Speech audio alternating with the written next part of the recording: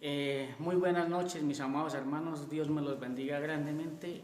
Hoy, en esta noche, miércoles, tenemos el privilegio de poder volver a estudiar la palabra, a escudriñar la palabra. Entonces, espero que esta palabra, este mensaje que Dios trae hoy, esta noche para nosotros, les llegue, primeramente llegó a mi corazón, que también les llegue a ustedes allá, a donde están en sus casas, que toque su corazón, porque la idea de la palabra es que penetre en nuestros corazones y haga mella, que realmente haga mella.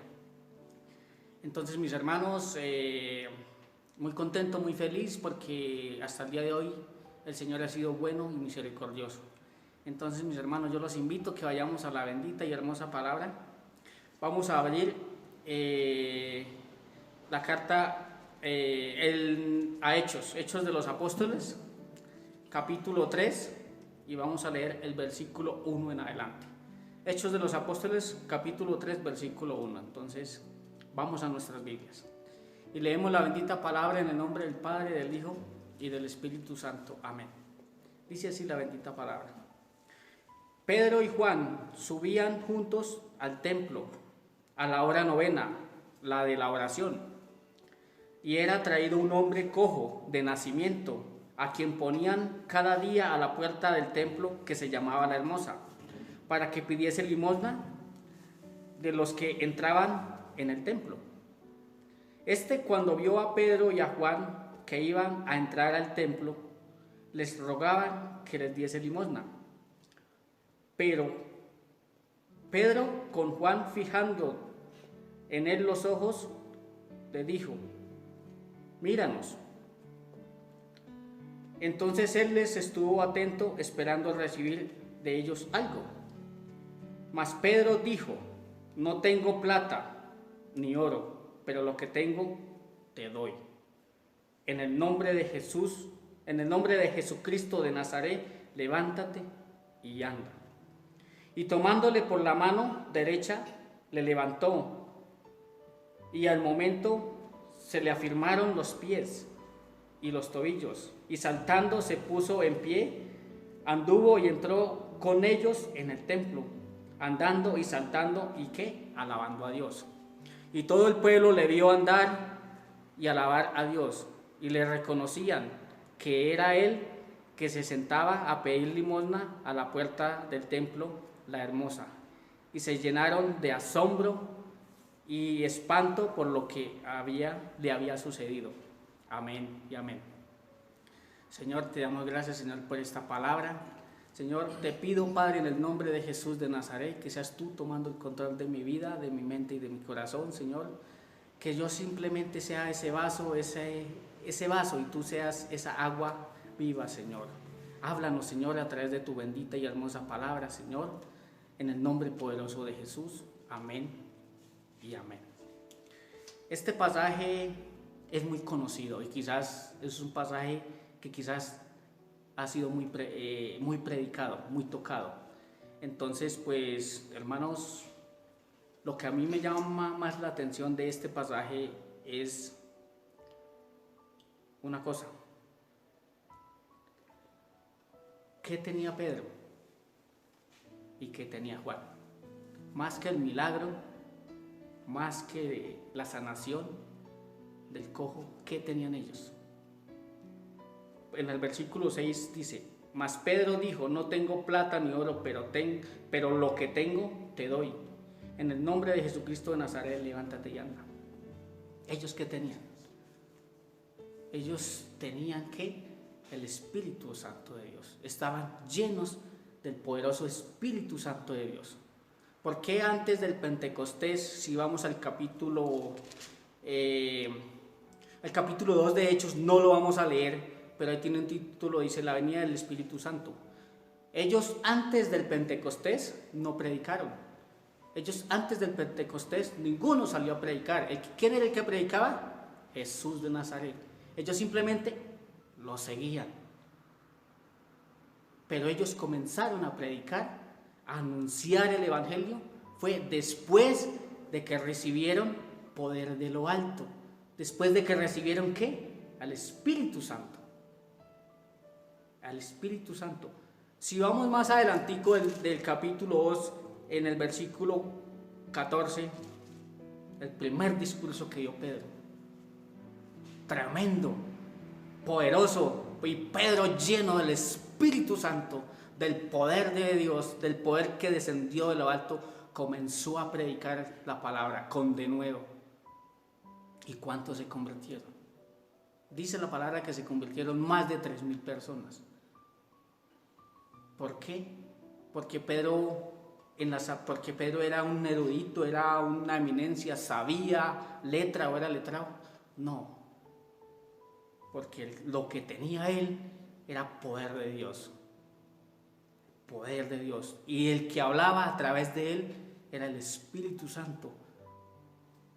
Y el Espíritu Santo era el que tomaba el control de las personas que escuchaban el mensaje y eran convencidas de pecado, se arrepentían y se convertían al Evangelio. Eso era lo que tenía Pedro y Juan cuando se encontraron en este contexto con el cojo. Estaban llenos del poder del Espíritu Santo. Entonces, el cojo dice que era cojo de nacimiento. Nosotros dice que era cojo de nacimiento. Nosotros de nacimiento fuimos cojos. No hablo en el sentido literal, sino en el sentido simbólico.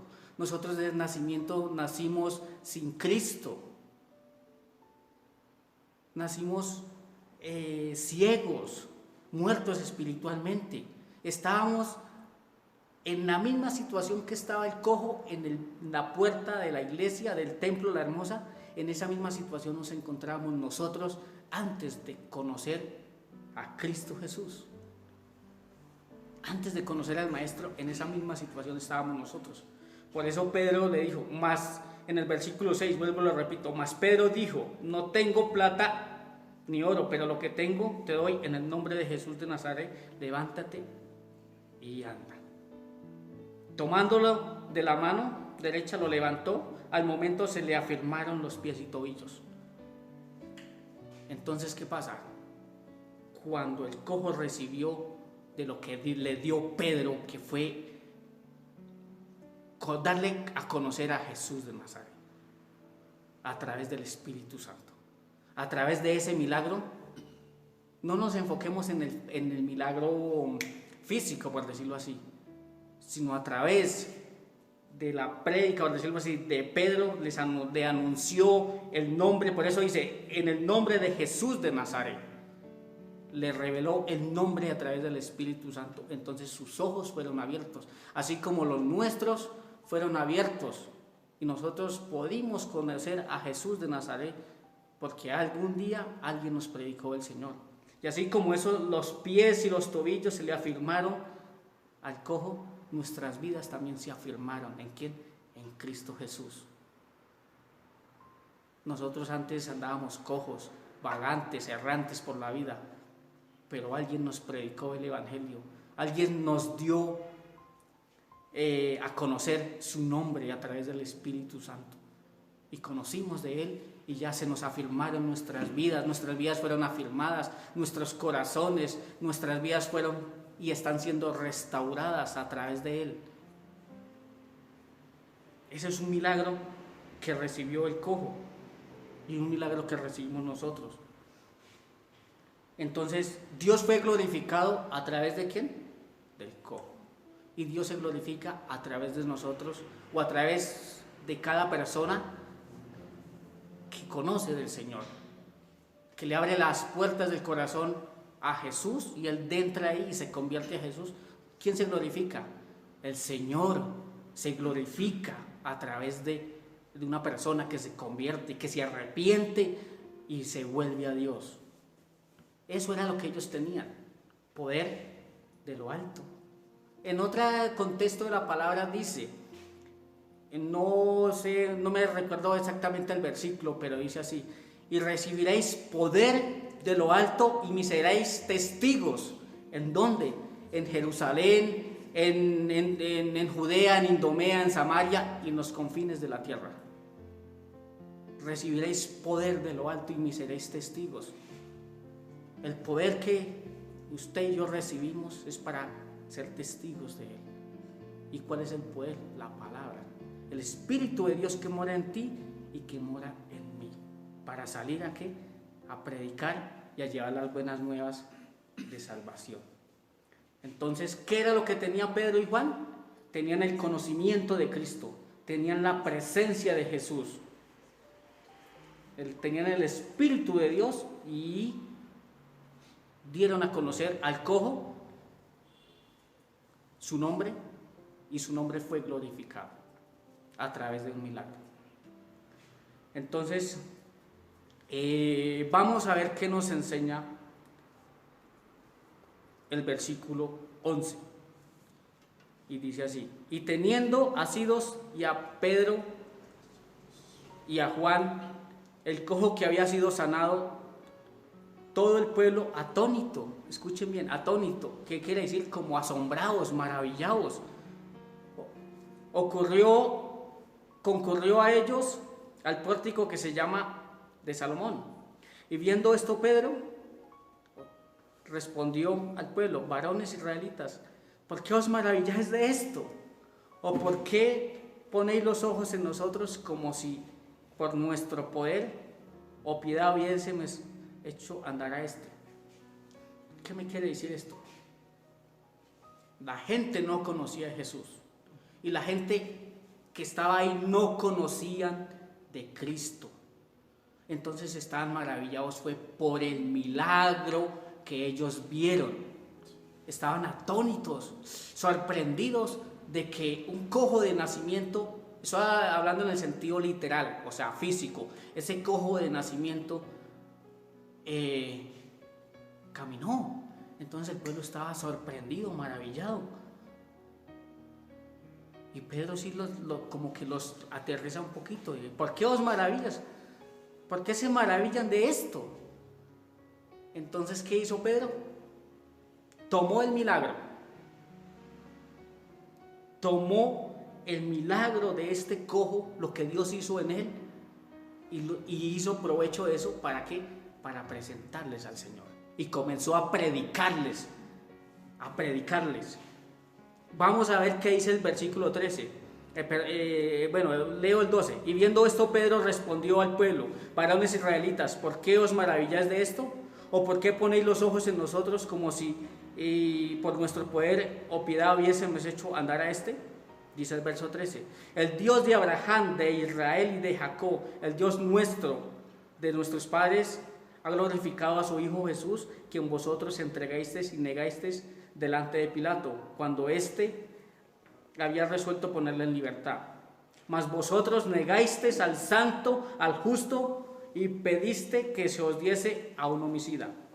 Y matasteis al autor de la vida, quien Dios ha resucitado de los muertos, el cual nosotros somos testigos. O sea, aprovechó y comenzó ¿a qué? A predicar la palabra, con de nuevo. ¿Con qué poder y con qué autoridad? Se aprovechó de este milagro. Hermanos, si tomamos el versículo 11 y el versículo 12, dice: y teniendo asido de a Pedro, el cojo había sido sanado, todo el pueblo estaba atónito, o sea, estaba sorprendido, porque solamente vieron fue el milagro. Si pasamos, hermanos, si pasamos al contexto para estos tiempos, hermanos, lamentablemente la iglesia, lamentablemente, es triste decirlo, la iglesia de hoy en día está así. Se sorprenden, aún no han entendido la esencia del evangelio. Aún la gente está atónita y está maravillada, está sorprendida, porque solo quieren ver milagros y prodigios, sanidades. No quieren ver o entender la esencia del verdadero evangelio. Pero yo sí les aclaro una cosa: los milagros y los prodigios son para las personas inconversas, para las personas que no conocen de Jesús. para los que están afuera. En este caso, Dios se glorificó a través del cojo porque no conocía de Jesús y lo sanó para que conociera de Jesús a través de ese milagro. O sea, los milagros son ¿para quiénes? Para los incrédulos, para que por ende de ese milagro crean en Jesús, en el poder de Dios. Es para los incrédulos, para los inconversos, no para nosotros. Ya si Dios quiere hacer un milagro sobrenatural, sanarte de una enfermedad, gloria a Dios, Él lo puede hacer en su santa voluntad. Puede que sí lo haga, puede que no. No porque no tenga poder, sino es la voluntad del Señor. Pero ya nosotros, conociendo de Jesús, no es tiempo de comenzar a buscar milagros. El único milagro que nosotros debemos de buscar es la conversión de aquellos que no conocen de Jesús. Ese milagro, la conversión de aquellos que no han sido convertidos al Evangelio. Por eso Pedro les dijo, ¿por qué se maravillan de esto? Y comenzó a predicarles, hermanos. Entonces la iglesia hoy en día está así. Ya, hermanos, ya lamentablemente, ya muy sutilmente, o no sé cómo expresarme, o no sé cómo decirle, están sacando a Jesús de la iglesia. El nombre de Jesús lo están sacando de los púlpitos. La palabra del Señor ya la están sacando de los púlpitos. Ya se enfocan en otras cosas raras, en hacer shows, en hacer milagros, sanidades y prodigios. Y ya no hay palabra, lamentablemente ya en la iglesia de Cristo ya no hay palabra, ya no hay doctrina, ya no hay. Se enfocan en otras cosas, ya hablan solamente de Espíritu Santo y un culto solo al Espíritu Santo y glorificar al Espíritu Santo, cuando el nombre de Jesús ni siquiera lo nombran, hermanos. Ya no, ya lamentablemente están sacando de los púlpitos la palabra del Señor, lo principal, la esencia verdadera del Evangelio, hermanos. Por eso Pedro, ¿qué tenía Pedro y qué tenía Juan? El poder de Dios para predicar la palabra, para predicar el Evangelio. Y ellos predicaban con denuedo. El objetivo de ellos, más que hacer un milagro, era anunciar a Jesús, el Cristo, y a este resucitado. Esa era la misión principal de ellos. Los milagros son añadiduras que Dios hace. Son añadiduras. Pero el objetivo principal es anunciar a quién, aquel que nos llamó de las tinieblas a la luz admirable. ¿A quién? A Cristo Jesús y a este resucitado. Hermanos, la iglesia hoy en día quizás ha perdido la visión, ha perdido el norte, hermanos. Porque vuelvo y lo repito, muchas veces ni siquiera se han dado de cuenta que ya sacaron a Jesús del templo, sacaron a Jesús, el nombre de Jesús, de los púlpitos, y ni siquiera se han dado de cuenta. Hermanos, vamos a Juan, al Evangelio de Juan, y vamos a leer el capítulo 14 y el versículo 26.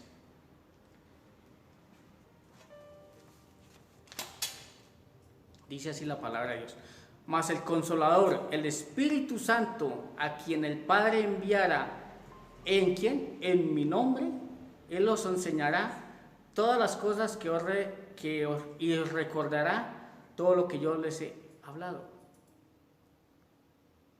A eso vino el Santo Espíritu de Dios, a enseñarnos, a guiarnos, a introducirnos a la palabra, al Evangelio. Por eso dice que nos guiará a toda verdad. ¿Y quién es la verdad? La verdad es Jesús, la verdad es la palabra, la verdad es la doctrina de Cristo y de los apóstoles. A eso vino Él. Esos hombres de Dios llenos del poder del Espíritu Santo, como predicaban con denuedo, y cuántos se convertían. Hermanos, hoy en día la iglesia está en otro cuento, menos en predicar la palabra, la esencia del Evangelio, hermanos. ¿Qué dice el versículo 16, capítulo 16, versículo 13? Dice: pero cuando venga el Espíritu de verdad, Él os guiará a toda verdad, porque no hablará por su propia cuenta, sino hablará todo lo que oyere y os hará saber todas las cosas que harán de venir. Hermano, el Espíritu Santo es el que nos lleva a Jesús, a Cristo, a la palabra, hermanos, a la esencia, al centro del Evangelio. ¿Cuál es el centro del Evangelio? La palabra. Jesús es el centro de todo. Si analizamos desde Génesis hasta Apocalipsis, te habla de Jesús. Desde Génesis hasta Apocalipsis siempre te va a hablar de una o de otra manera de Jesús, y el centro es Jesús. Los profetas se preocupaban, era por anunciar a Jesús. Los salmos anuncian de Jesús. Todo habla de Jesús, porque ese es el centro. ¿Y quién nos lleva a eso? El Espíritu Santo de Dios. El Espíritu de Dios es el que nos lleva a Jesús, a la palabra. Y de Génesis al Apocalipsis te va a hablar siempre de Jesús, el Cristo, y este resucitado. Dice el versículo 14: y Él me glorificará, porque tomará de lo mío y os lo hará saber. Todo lo que tiene el Padre es mío, por eso dije, tomará de lo mío y os hará saber. Me glorificará. ¿Quién glorifica a quién? ¿Jesús glorifica al Espíritu Santo o el Espíritu Santo glorifica a Jesús? Dice, Él me glorificará. Entonces ya entendimos para quién es la gloria. Para Jesús. Para Jesús, hermanos. Para Jesús. Y hoy en día, hermanos, lamentablemente la iglesia está haciendo todo lo contrario. La gloria para el Espíritu Santo. Hay cultos. Ahora ya hay culto al Espíritu Santo. Oración fuerte al Espíritu Santo. Buenos días, buenas noches, buenas tardes, Espíritu Santo. Y un culto entero al Espíritu Santo. ¿Y a dónde está el nombre de Jesús? ¿A dónde está el nombre de Jesús? Si se supone que el Espíritu te lleva a la verdad, te lleva a Cristo, te lleva primero nos revela su nombre. ¿Quién? El nombre de Jesús. Nos lleva a conocer el nombre, a creer en su nombre, a confesar su nombre y después a glorificar su nombre. ¿Cómo el Espíritu Santo glorifica el nombre de Jesús? Cuando toma el control de la iglesia, y la iglesia es llevada primero a confesar su nombre, a exaltar su nombre, a tener su nombre, el nombre de Jesús, el centro de la iglesia, y el Espíritu Santo toma el control de la persona y lleva a confesar, a creer, y lleva a glorificar el nombre y a exaltar el nombre de Jesús de Nazaret. ¿Cómo hacían estos siervos de Dios? Llenos, dice que eran llenos de ¿qué? Del Espíritu Santo, hermano. Y hablaban con poder. Recibiréis poder y me seréis testigos. Poder de lo alto. Y predicaban ¿de quién? De Jesús. Predicaban del arrepentimiento. Hoy en día, hermano, ya no se predica del arrepentimiento, ya no se predica del pecado, ya no se predica de ponerse uno a cuentas con Dios. Es más, ya no se predica ni del infierno, porque les da miedo, les da terror. Y hermanos, Dios es real. El tercer cielo es real. La gloria de Dios es real. Pero también debemos de entender que lamentablemente hay un infierno que es real. Y también tenemos que predicar que existe un infierno real. Que si no nos arrepentimos y si no creemos en el Señor Jesucristo, hay un infierno real. Ya ahorita nadie predica de un infierno, porque les da miedo, pues les da terror o les da susto que la gente se espante y se salga de la iglesia. Hermanos, ya no hay prédicas a llamar a la gente al arrepentimiento. Ya no hay. Entonces, ¿cuál es el poder? ¿Con qué poder? ¿Qué tienes tú? ¿Qué tengo yo? ¿Qué tenemos nosotros? Se supone que nosotros estamos sellados con el Espíritu de Dios, como dice Efesios 1:13. que nosotros, los que creemos en su nombre, Él nos selló con su Santo Espíritu. El mismo Espíritu que reposaba en Pedro, en Juan, en Pablo, reposa en nosotros. Poder de lo alto. ¿Para qué? Para hablar con denuedo, para hablar con autoridad. La palabra de Dios me enseña que, y nosotros, el Señor no nos dio espíritu de cobardía, sino de poder, de amor y de dominio propio, de poder, o sea, para predicar la palabra con poder, de dominio propio. O sea, nosotros no tenemos espíritu de cobardía. O sea, ese espíritu de poder quita de nosotros todo miedo, toda zozobra, todo obstáculo, todo lo que se quiera levantar en contra del conocimiento de la palabra. Porque es el poder de Dios que opera en ti y opera en nosotros. Hermanos, entonces, ¿qué tenemos nosotros? ¿Qué tiene la iglesia hoy en día? ¿Qué tiene la iglesia hoy en día, hermanos? Ya no se predica esa palabra con poder, hermanos.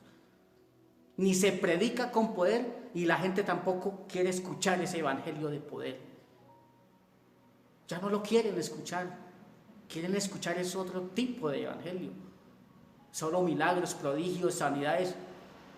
Esos son añadiduras, pero esa no es la esencia real del evangelio. Esa no es la esencia. No es la esencia.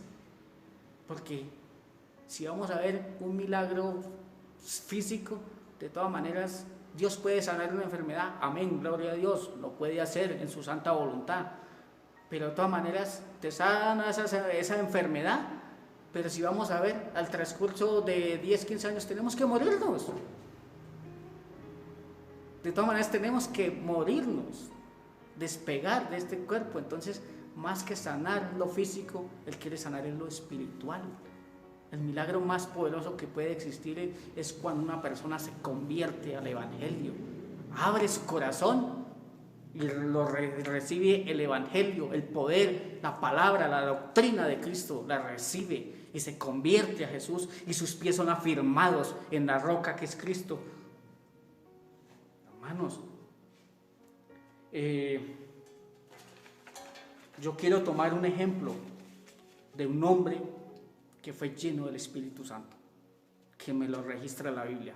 Todos los hombres que registra la Biblia fueron llenos del poder de Dios, del poder del Espíritu Santo. Pero solamente quiero tomar un solo ejemplo de un solo hombre. ¿Quién fue? Esteban. Esteban, hermanos. Varón lleno del poder de Dios. Y eso no lo voy a leer porque es bastante extenso. Eso es el que los quiero dejar de tareas a ustedes.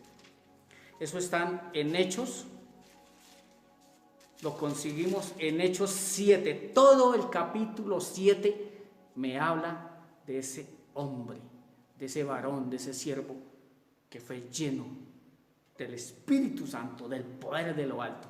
Y la palabra de Dios no me enseña. Y entonces Esteban, lleno del poder y lleno del Espíritu Santo, comenzó a hacer milagros y a hacer prodigios y a hacer pataletas y tirarse al piso y a hablar en lenguas. No, la palabra no me enseña. Quiero que ustedes estudien todo el capítulo 7. Esteban, lleno del Espíritu Santo, ¿sabe qué hizo? Comenzó a predicar la palabra a esos incrédulos, a aquellos que no recibieron a Jesús, aquellos eruditos, aquellas eminencias, aquellos maestros de la ley. Comenzó y les predicó. ¿Sabe qué les predicó? Les citó todo el Antiguo Testamento, hermano. Les dio un paseo por la Biblia. Les citó Génesis, les citó todo el Pentateuco, les citó Salmos, les citó profetas menores y profetas mayores, hermanos. ¿Por qué? Porque tenía el poder de Dios y predicó toda la palabra, hermano.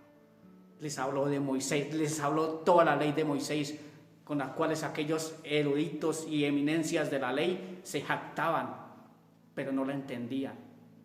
Pero Esteban, lleno del poder de Dios, del Espíritu Santo, les citó la ley de Moisés, de aquellos que se jactaban. Les habló del padre Abraham, de su padre Abraham. les dio un tour por el Antiguo Testamento. Todo el Antiguo Testamento se lo citó. Todito, el Pentateuco, se lo citó todito. Salmos, les citó salmos, les citó profetas mayores y profetas menores, les citó toda la palabra, toda la ley. Pero ¿qué hicieron ellos? No soportaron, no aguantaron el poder de Dios, no aguantaron el poder con que Esteban les hablaba, porque en ese momento no era Esteban, era el Espíritu Santo que hablaba a través de ese siervo.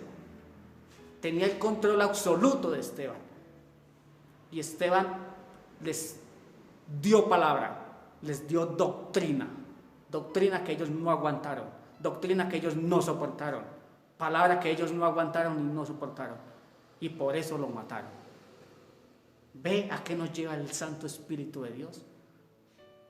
¿Ve a qué nos lleva la llenura del Espíritu Santo? A hablar con poder, a predicar la palabra, a tener palabra, a tener doctrina. Y no solo no solo Esteban, Pablo también lo dijo. El apóstol Pablo en Romanos 1:16, ¿qué dice? Porque no me avergüenzo del poder, no me avergüenzo del evangelio, porque es poder de Dios para salvación, para todo aquel que cree, al judío primero y después al griego. No me avergüenzo del evangelio. ¿Y qué es el evangelio? La palabra. ¿Y qué es la palabra? Poder de Dios. Dice, pero enfatiza, poder de Dios para salvación. No dice poder de Dios para hacer milagros, prodigios y para hacer shows y espectáculos, sino para salvación, o sea, para llamar a la gente al arrepentimiento, que conozcan de Jesús, el autor y consumador de la fe, el autor de la vida, el que dio su vida por ti y por mí, para que todo aquel que en él cree no se pierda, mas tenga vida eterna. ¿Sí? ¿Para qué es el evangelio? Exclusivamente para salvación. Ve, Pablo lo dijo, no me avergüenzo del evangelio.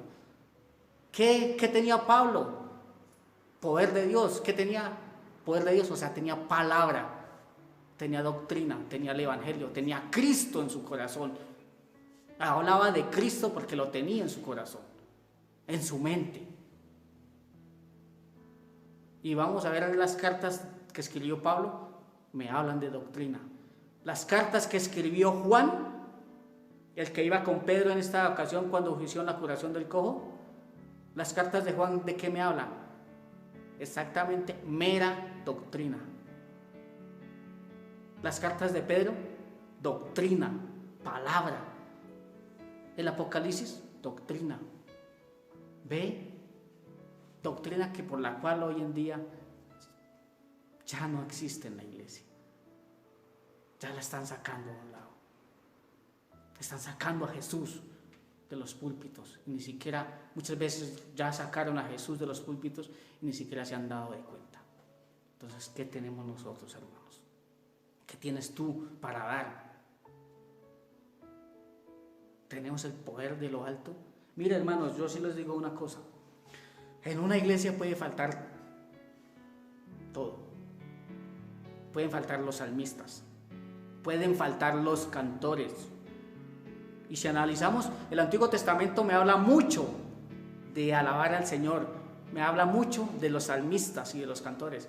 Pero si vamos al Nuevo Testamento, el Nuevo Testamento no se enfatiza, el Nuevo Testamento no le da prioridad a la alabanza. Si hay 4 versículos, no hay 5 que te hablen específicamente de la alabanza. ¿Hay que alabar a Dios? Amén, gloria a Dios. Pero el Nuevo Testamento se enfatiza más es en la doctrina de Jesús. Entonces en la iglesia puede faltar los salmistas, los cantores, pueden faltar los instrumentos, pueden faltar el sonido, pueden faltar los milagros, los prodigios, pero lo que no puede y nunca, pero nunca, absolutamente nunca puede faltar es la palabra. Es el evangelio, es la doctrina de Jesús, porque Pablo lo dijo. porque el evangelio es poder de Dios. Si está la palabra, ¿qué hay? Está el poder de Dios, absoluto. Está el poder de Dios. Si está la palabra, está la doctrina de Cristo, ahí está el poder de Dios que se manifiesta en la iglesia. Hermanos, tenemos que tener en el primer lugar en la iglesia, en nuestros corazones y nuestras mentes, es el poder de Dios, o sea, la palabra de Dios, la doctrina de Cristo. Pero hoy en día, lamentablemente, vuelvo y lo digo, hermanos, ya no hay palabra, ya no hay doctrina, porque la iglesia de Jesús está en otro cuento. Está en otro cuento. Los predicadores y los pastores están en otro cuento, predicando otras cosas, menos la palabra, menos la doctrina. O sea, ¿qué tienen ellos? No sé qué tendrán. Que falte todo, pero que no falte la palabra del Señor en la iglesia. El poder de Dios, hermanos. ¿De qué nos sirve tener milagros, sanidades, prodigios, cuando no tenemos lo más importante? La doctrina de Jesús, la palabra de Jesús, el autor de la vida, a Jesús. No hay nada. Si es por milagros, si es por prodigios, nos vamos para el 20 de julio, que allá es lleno de milagros. Allá hay sanidades todos los días. Entonces, ¿tú qué buscas? ¿Palabra de Dios? ¿Buscas la verdad? ¿Buscas ser edificado en la doctrina de los apóstoles, en la palabra de los apóstoles? ¿O qué estás tú buscando? Hermanos, tenemos que tomar conciencia y realmente que nos enfoquemos en lo que realmente importa, en la palabra de Dios, en la doctrina de Jesús, hermanos. Y más sabiendo ahorita que cómo están los tiempos. Las señales están ahí. Las señales, vemos las señales. Las señales, Dios nos habla a través de las señales. Y aún la iglesia está jugando. Estamos jugando a ser cristianos, a buscar añadiduras, cuando no buscamos realmente la palabra. Si seguimos así, hermanos, estamos graves. Estamos graves porque en un abrir y cerrar de ojos viene el Señor por su iglesia y nos puede sorprender. Nos puede sorprender que no busquemos las añadiduras, sino que realmente busquemos la palabra del Señor. La palabra. Y vuelvo y lo repito, que nos haga falta todo, que nos hagan falta los cantores, los salmistas, sonido, lo que sea, pero que nunca nos haga falta la palabra de Dios, porque es poder de Dios para salvación, para todo aquel que cree, y más no se pierda y tenga vida eterna, hermanos. Entonces, mis hermanos, vamos a orar. Amado Dios y Padre Celestial, te damos gracias, Señor, porque tú eres bueno, porque tú eres fiel. Gracias, Señor, porque tú nos permites, Señor, y es un privilegio, Señor, poder dirigirnos ante ti, Señor.